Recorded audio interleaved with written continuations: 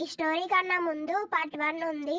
దాన్ని చూసిన తర్వాత ఇది చూడండి, లేకపోతే స్టోరీ ఏమీ అర్థం కాదు. వనిత, నేను పూజారి గారి దగ్గరకు వెళ్ళి వస్తాను. కంచి వేసి 7 రోజులు అయిపోయిందిగా, ఏమైనా పూజలు చేయాలి ఏమో అడిగి వస్తాను. ఒకసారి పూజారి గారిని అక్కడికి వెళ్ళి చూపిస్తాను. అలాగే అండి, వెళ్ళి చూపించండి. ఇంకా ఏమైనా పూజలు చేయమంటారేమో అడిగి కనుక్కోండి. సరే అని చెప్పి రంగయ్య పూజారి గారి దగ్గరకు వెళ్తాడు. రా రంగయ్య, ఏంటి ఇలా వచ్చావు? పూజారి గారు, ఈ రోజుతో 7 రోజులు ముగిసింది. మీరు ఒకసారి నాతో పాటు పొలం దగ్గరికి వచ్చి కంచె తొలగించి ఇంకా ఏమైనా పరిహారాలు చేయాలి ఏమో అడుగుదామని వచ్చాను అని రంగయ్య పూజారి గారితో అంటాడు. సరే అని చెప్పి వాళ్ళిద్దరూ కలిసి పొలం దగ్గరికి వెళ్తారు. పొలం దగ్గరికి వెళ్ళి చూసిన వాళ్ళకి పొలం దగ్గర కంచె మొత్తం పీకేసి ఉంటుంది. అది చూసి వాళ్ళిద్దరూ చాలా ఆశ్చర్యపోతారు. వాళ్ళకి అలా ఎందుకు జరిగిందో అర్థం కాదు. రంగయ్య, ఇక్కడ ఉన్న కంచెని వారం రోజుల పాటు తీయొద్దు అని చెప్పాను కదా, దీన్ని ఎందుకు తీశారు? నాకు కూడా తెలియదు పూజారి గారు, ఎవరు తీశారో తెలియదు. నేను కూడా ఇప్పుడే మీతో పాటే చూస్తున్నాను. కంచెని తొలగిస్తే చాలా ప్రమాదకరం. ఇక్కడ ఉన్న ఆత్మలు ఇక్కడే తిరుగుతూ ఉంటాయి. ఈ ఆత్మల్ని ఇక్కడ నుంచి మనం తొలగించలేం. అలా అనకండి పూజారి గారు, ఈ కంచెని ఎవరు తొలగించారో తెలియదు. దీనికి ఇంకా ఏమైనా పరిష్కారం ఉంటే చెప్పండి. వచ్చే అమావాస్య రోజు మనం మళ్ళీ పూజలు చేసి కంచె వేయొచ్చు. అప్పటి వరకు ఈ ఆత్మల బాధ మీరు పడాలి. మళ్ళీ అమావాస్య వరకు ఈ పొలం వైపు ఎవరూ రాకుండా చూసుకోండి. అప్పుడు మీకు ఎలాంటి ప్రమాదం జరగదు అని పూజారి గారు రంగయ్యతో చెప్తారు. అలాగే పూజారి గారు, అమావాస్య ఇంకా 10 రోజులు ఉంది. అప్పటి వరకు మా పొలం వైపు ఎవరిని రాకుండా చూసుకుంటాను అని రంగయ్య పూజారి గారితో చెప్తారు. రంగయ్య పూజారి గారి ఇద్దరూ అక్కడి నుంచి వెళ్ళిపోతారు. ఇంటికి తిరిగి వెళ్ళిన రంగయ్యని తన భార్య వనిత ఇలా అడుగుతుంది. ఏమండి, పూజారి గారు ఏమన్నారు? ఇంకా వాటి గోళ మనకి ఉండదా? ఏమైనా పూజలు ఏమైనా చేయాలి అని చెప్పారా అని అడుగుతుంది. అప్పుడు రంగయ్య, లేదు వనిత, మన పొలం చుట్టూ వేసిన కంచెను ఎవరో మొత్తం తొలగించారు. మళ్ళీ ఆ ఆత్మల బాధ మనకి ఉంటుంది. పూజారి గారు వచ్చే అమావాస్య వరకు మన పొలం దగ్గరికి ఎవరిని వెళ్ళనివ్వకుండా చూడాలి అని చెప్పారు. అప్పుడే ఆ ఆత్మల బాధ మనకి ఉండదు అని చెప్పారు.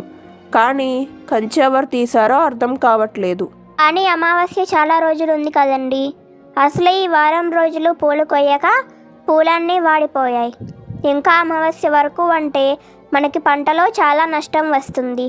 పూలన్నీ వాడిపోతాయి, తోట వేసి ఉపయోగం ఉండదు అని చెప్తుంది. అప్పుడు రంగయ్య, నువ్వు చెప్పింది నిజమే, కానీ ఇప్పుడు పూల కోసం మన తోటకు వెళితే మన ప్రాణాలకే ప్రమాదకరం. ఇప్పుడు పూల కన్నా కూడా మన ప్రాణాలు చాలా ముఖ్యం. అవునండి, కానీ పొలంలో ఉన్న కంచె ఎవరు తొలగించి ఉంటారు? నిన్న రాత్రి అందరూ పడుకున్న తర్వాత వాణి పొలం దగ్గరకు వెళ్ళి కంచె మొత్తం తీసేసింది. రాత్రి నడుచుకుంటూ వెళ్తూ ఉండగా నేను కూడా వాణి వెనకే వెళ్ళాను. నిన్న నేను కూడా ఈ విషయం చూశాను అని అరుణ వనిత వాళ్ళతో చెప్తుంది. అప్పుడు వాళ్ళు, వాణి ఎందుకు తీస్తుంది అరుణ? వాణి ఒక్కటే అక్కడికి ఎందుకు వెళ్తుంది? లేదంటే తనే తీసింది, నేను చూశాను. కావాలి అంటే పిలిచి అడగండి అని అరుణ చెప్తుంది. వాణి ఏంటమ్మా, నిన్న రాత్రి నువ్వు పొలం దగ్గరికి వెళ్ళి మనం పొలంలో వేసిన కంచె తీసావా? లేదమ్మా, నేనేం తీయలేదు. నీకు తెలుసు కదా నాకు చీకటి అంటే భయమని. ఇంకా నేను అక్కడికి ఎలా వెళ్తాను? మరి అరుణ ఏంటి నువ్వే తీసావని చెప్తుంది? అరుణ ఎవరినో చూసి నన్ను అనుకొని ఉంటుందమ్మా, నేను తీయలేదు అని వాణి వాళ్ళతో చెప్తుంది. సరే అని వాళ్ళందరూ లోపలికి వెళ్ళిపోతారు. ఏమండి, వాణి అక్కడ ఉంది, అన్నం అయ్యింది, తినడానికి రమ్మని చెప్పండి. వాణి నాకు కూడా కనిపించలేదు వనిత, ఎక్కడికి వెళ్ళింది? ఇల్లంతా వెతికాను, ఎక్కడా కనిపించలేదు. ఒకసారి పొలం దగ్గరికి వెళ్ళి చూశాను అంకుల్, నాకు తెలిసి వాణి అక్కడే ఉండి ఉంటుంది. నేను నిన్న చెప్తే మీరు నమ్మలేదు కదా, ఎప్పుడు మీరే వెళ్ళి చూడండి అని అక్కడికి వచ్చిన అరుణ చెప్తుంది.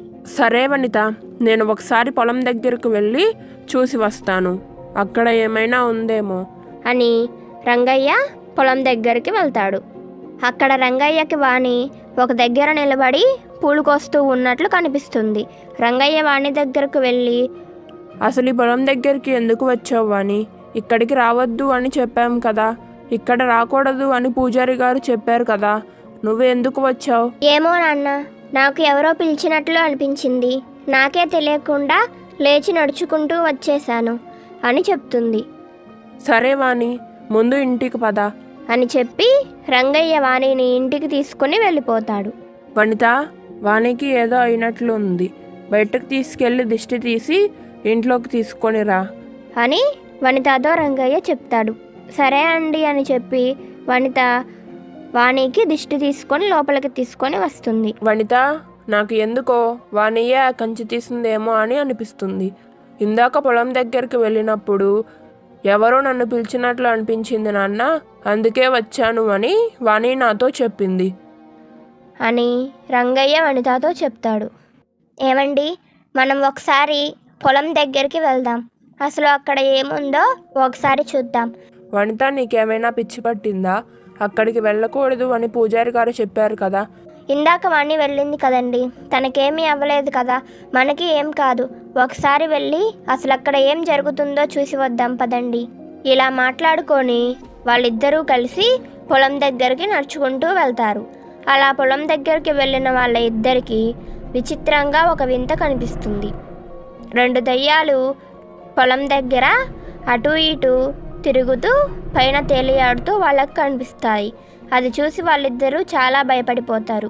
కానీ ఏదో ఒక విషయం తెలుసుకోవాలి అని ధైర్యం చేసి వాటి దగ్గరకు వెళ్తారు. కానీ వాళ్ళిద్దరూ తోటలోకి అడుగుపెట్టిన వెంటనే ఆ దయ్యాలు వాళ్ళిద్దరిని అటు ఇటు విసిరేస్తూ ఉంటాయి. వాళ్ళని బాగా కొట్టి స్పృహ కోల్పోయేలాగా చేస్తాయి. అమ్మ నాన్న పొలం దగ్గరకు వెళ్ళి చాలాసేపు అయినా ఇంకా రాకపోవడంతో భయంతో వాణి అరుణ ఇద్దరు పూజారి గారి దగ్గరకు వెళ్తారు.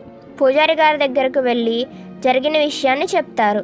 పూజారి గారు, మా అమ్మ నాన్న పొలం దగ్గరికి వెళ్ళారు, ఏమైందో చూద్దామని, కానీ వాళ్ళు ఇంతవరకు ఇంటికి తిరిగి రాలేదు. మీరు ఒకసారి వచ్చి మాతో పాటు పొలం దగ్గరికి వచ్చి ఒకసారి చూడండి అని భయపడుతూ చెప్తారు. అప్పుడు పూజారి గారు పరుగున పొలం దగ్గరకు వెళ్తారు. పూజారి గారు అక్కడికి వెళ్ళేసరికి ముందు ఉన్నట్లుగానే ఆ దయ్యాలు తోట మీద తేలియాడుతూ ఉంటాయి. వాటిని చూసి పూజారి గారు పరిగెత్తుకొని పొలంలోకి వెళ్తారు. వాణిని అరుణని పొలం బయటే ఉండమని చెప్తారు. పూజారి గారు ఆ దయ్యాల దగ్గరకు వెళ్ళి, అసలు ఎవరు మీరు? పొలంలోకి ఎందుకు వచ్చారు? ఎందుకు వీళ్ళని ఇలా బాధ పెడుతున్నారు అని పూజారి గారు ఆ ఆత్మలను అడుగుతారు. అప్పుడు అవి పూజారి గారితో ఇలా సమాధానం ఇస్తాయి. సరిగ్గా 3 నెలల క్రితం నేను మా అమ్మమ్మ తాతయ్య వైపు నుంచి నడుచుకుంటూ వెళ్తూ ఉన్నాం. వాన మరియు గాలి కారణం వల్ల కరెంట్ తీగలు తెగి దారికి అడ్డంగా పడి ఉన్నాయి. వాటిని చూసుకోకుండా మేము ఇద్దరం వాటి మీద కాలు వేయటంతో మేము షాక్ కొట్టి అక్కడికక్కడే మరణించాము. తర్వాతి రోజు పక్క పొలం వారు వచ్చి మమ్మల్ని చూసి మా శవాలను వాళ్ళకి ఏమీ ఇబ్బంది కలగకుండా వీళ్ళ పొలంలో తీసుకొని వచ్చి పాతి పెట్టారు. అప్పటి నుంచి మాకు ఎటువంటి ఆత్మశాంతి కలగకుండా మేము ఇక్కడే తిరుగుతూ ఉన్నాము. మీరు మా ఆత్మలకి శాంతి కలిగేలా చేస్తే మేము ఇక్కడి నుంచి వెళ్ళిపోతాము అని ఆ ఆత్మలు వాళ్ళతో చెప్తాయి. అది అంతా విన్న పూజారి గారు ఆ ఆత్మలకి శాంతి కలిగేలాగా చేస్తారు. దాని తరువాత ఆ ఆత్మలు ఆ పొలంలో నుంచి వెళ్ళిపోతాయి. దాని తర్వాత నుంచి రంగయ్య మరియు వనిత వాళ్ళ పొలంలో ఎటువంటి ఆత్మల బాధ ఉండదు. హాయ్ గైస్, వీడియో నచ్చితే లైక్ చేసి ఛానల్ని సబ్స్క్రైబ్ చేసుకోండి.